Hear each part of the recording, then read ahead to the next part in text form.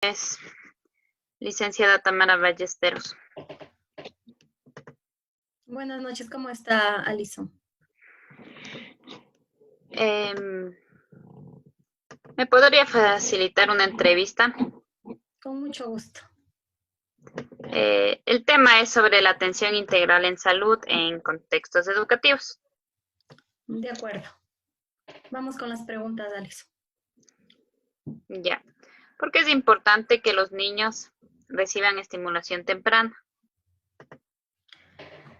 La estimulación temprana permite potencializar esas capacidades innatas en el niño, ¿no? Además, si es que nosotros, mientras más temprano apliquemos la estimulación, podemos obtener mejores resultados, puede corregir ciertas deficiencias que puede haber, ¿no? En cualquiera de estas 4 áreas del desarrollo, que es en la cognitiva, en el área motriz, en el área del lenguaje y en el área socioafectiva. Entonces, mientras más temprano sea esta parte de la estimulación, de trabajar con los niños, pues mejores resultados se obtiene. Yo le estoy hablando de una estimulación prenatal. Le estoy hablando de que un bebé puede recibir esta estimulación a partir de los 4 meses, porque a los 4 meses, pues ya el feto es capaz de recibir percepciones por la parte auditiva y un poco en la parte de la vista también diferenciar ciertos intensidad de la luz, ¿no?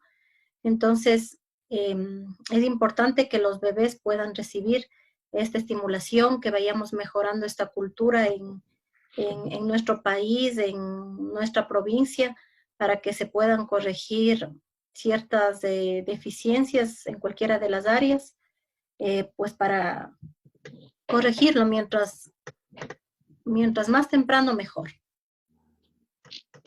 Ya. ¿A qué edad se considera que un niño debe ingresar al inicial? Bueno, tenemos 2 procesos en nuestro país, ¿no?, que se han establecido. El uno que es a través del MIES, que son los chicos que entran a los centros de desarrollo infantil a partir del año, cuando los chicos ya son un poco independientes, caminan, comen.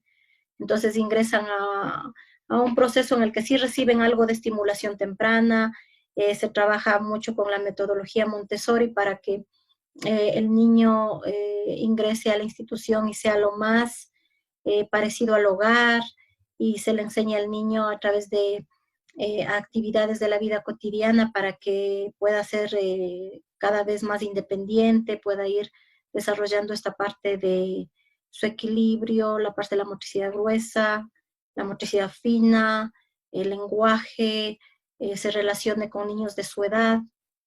Y luego los niños ya ingresan a una unidad educativa en donde de pronto cuentan con los 2 subniveles de educación inicial. Entonces los niños están en los CDIs hasta los 3 años, y a partir de los 3 años pueden ingresar ya a lo que es educación inicial, al subnivel 1 de 3 años ingresan los niños, y al subnivel 2 que ingresan de 4 años.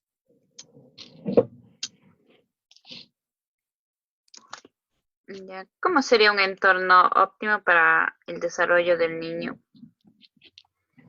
Un entorno óptimo, hablemos del hogar. En el hogar tiene que el niño llevar las bases de la parte socioafectiva, ¿no?, que es la parte del ser. Entonces, debe ser un lugar en donde no haya violencia, en donde pues haya tantos los recursos del factor humano, los recursos emocionales para poder ayudar al niño en su crecimiento, en su desarrollo, en su madurez. Y también es la cuestión de tener pues ingresos económicos para poder también darle la atención debida, ¿no?, en cuanto es a la alimentación, al vestuario. Sabemos que hay ciertos aspectos que el gobierno cubre, ¿no?, como por ejemplo el Ministerio de Salud cubre la vacunación, les dan ciertas vitaminas, a veces les daban la papilla, pero sí hay otros aspectos, a veces toca llevarles a consulta externa, a veces no podemos acceder a todo lo público. Entonces, un entorno para mí tiene que ver tanto la parte emocional de cómo nosotros ambientamos el lugar a donde va a llegar este nuevo ser, y tiene que ver mucho con la parte emocional, qué, qué madurez tienen los padres para pues poder recibir al niño dentro de lazos de afecto, de seguridad, de autoestima. ¿Qué tan importante es que un niño se desarrolle en un hogar armónico? Bueno, tiene relación con la anterior pregunta, ¿no? Y si es que en el hogar hay esta armonía, esta paz, esta tranquilidad, se habla con un mismo lenguaje, en donde no hay desautorizaciones, en donde se hace un trabajo en equipo, en donde el niño crece viendo en un entorno donde no hay machismo ni el feminismo, ninguno de los dos extremos. El niño va a aprender a través del ejemplo, y entonces para mí como las sales minerales para una plantita como el agua, la parte afectiva para que el niño pueda crecer y desarrollarse en un ambiente adecuado, ¿no? Entonces, donde hay esta armonía, donde hay esta paz, entonces hay esta seguridad de que va a crecer un ser humano integral, un ser humano donde haya recibido esta educación en valores a través del ejemplo de sus padres. Ya, ¿usted cree que los padres también inciden en la educación del niño?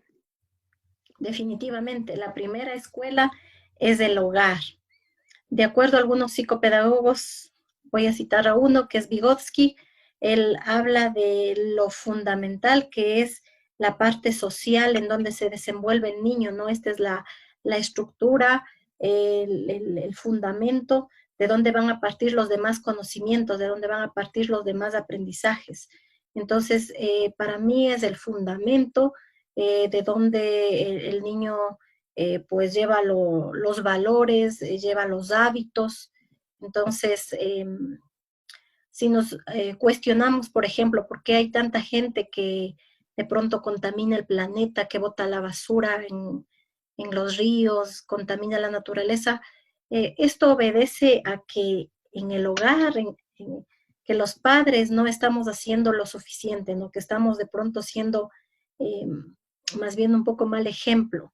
Y aquellos niños que sí tienen esa conciencia de llevarse la basura o de ubicarla en un tacho o de limpiar aunque él no haya ensuciado, todo esto está directamente relacionado a los valores que trae de su hogar, de sus padres, de su familia.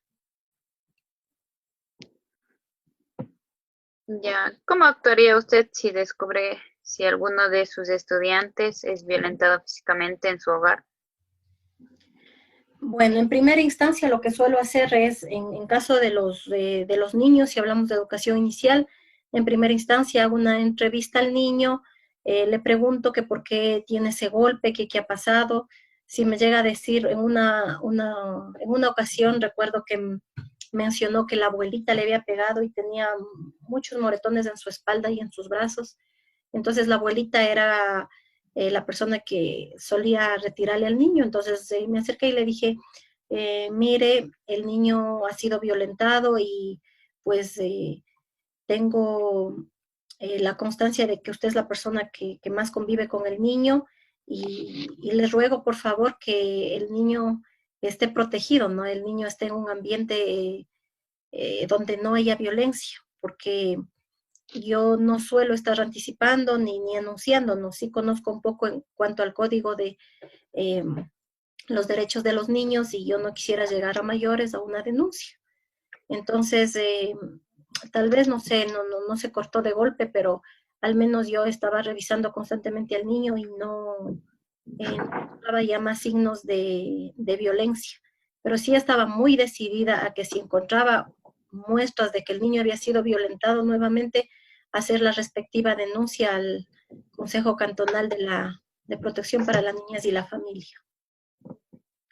Ya. Que es importante que los niños tengan una buena alimentación. Esto podría ser un factor que incida en su aprendizaje. Claro que sí. La buena alimentación es como en un edificio, el tipo de hierro, el tipo de cimientos que se construyan. Entonces es la parte estructural de la formación del ser humano, ¿no? Y también tiene mucha relación directa con la formación de las redes neuronales, la buena alimentación y la desnutrición está relacionada también directamente con un déficit de rendimiento escolar o en la parte del desarrollo cognitivo, si hay una cierta deficiencia cuando los niños han mostrado síntomas de desnutrición. Es por eso que, por ejemplo, en nuestro país también ya muchos años atrás hay este programa del Aliméntate Ecuador, porque en primera instancia el gobierno ha querido garantizar, ¿no?, que el bebé reciba la adecuada alimentación, nutrición, para evitar problemas de salud posteriores.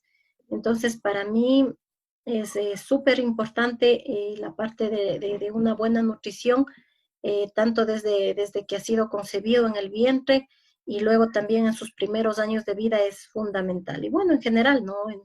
En todo el proceso de la vida, la nutrición tiene que ver con un adecuado desarrollo del ser humano. ¿Por qué cree usted que es importante que en el aula no exista ningún tipo de discriminación? Porque cuando todos nos vemos como seres con derechos y también con obligaciones y que todos, pues todos tenemos ese mismo acceso a estos derechos, ¿no? Y que todos tenemos esa capacidad también de cumplir con nuestras obligaciones. Entonces, el ambiente se vuelve mucho más amigable, ¿no?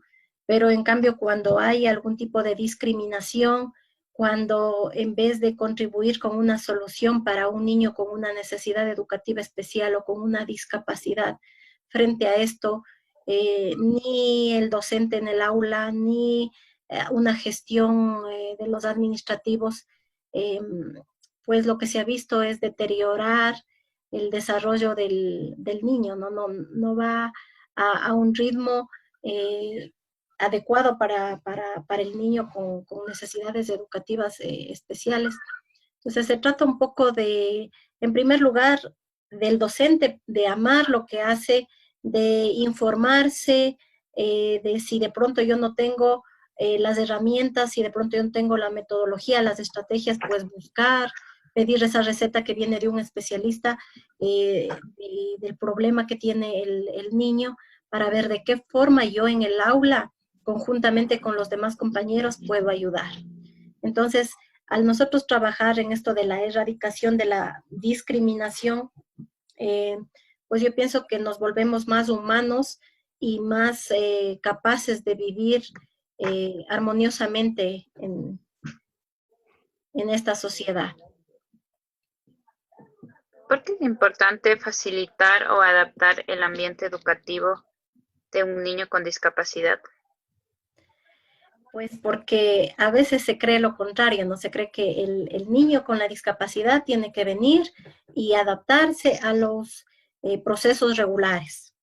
Cuando en una institución vamos a imaginarnos que el niño viene con una discapacidad física, viene en una silla de ruedas, cuando es responsabilidad tanto de los directivos como de la parte de la directiva de los padres de los representantes de los padres de familia, de los representantes estudiantiles, adecuar rampas, adecuar espacios para la accesibilidad, ¿no? Y entonces, por ejemplo, vamos a suponer que también viene un niño con discapacidad visual. Entonces, ¿de qué manera el docente tiene que hacer la evaluación? ¿De qué manera tiene que guiarle hasta que el niño se ambiente al espacio? Pues más bien el espacio, las personas, un rato tienen que adecuarse, amoldarse a esta situación que se presenta, y no al contrario, y no que el niño tenga que venir y amoldarse a todo un proceso como una camisa de fuerzas.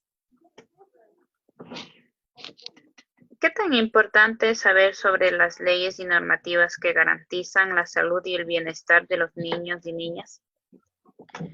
Pues es importante contar con un argumento, ¿no? Para explicar a los padres de familia cuáles son sus deberes, sus derechos. Para yo como docente también estar consciente de cuáles son mis deberes, de cuáles son mis derechos.